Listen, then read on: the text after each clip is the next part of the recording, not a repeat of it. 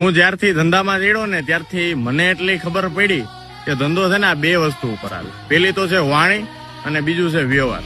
અમને એમ લાગતું હોય કે પૈસા જોઈ પણ વાણી અને વ્યવહાર એ પેલા ટોપ લેવલે પહોંચાડો ને તો તમારે પૈસાની ઓછી જરૂર પડે.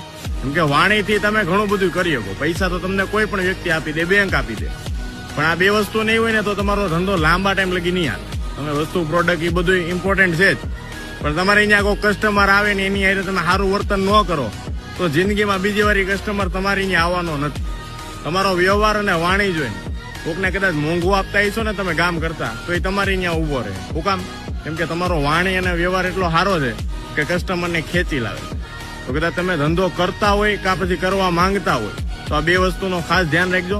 તોછડાઈ ન કરતા, વાણી અને વ્યવહારમાં મીઠાશ રાખજો, જેના કારણે તમને તો મજા આવે, સામે વાળાને 10 ગણી મજા આવે. જય દ્વારકાધીશ. હું જ્યારથી ધંધામાં ચડ્યો ને ત્યારથી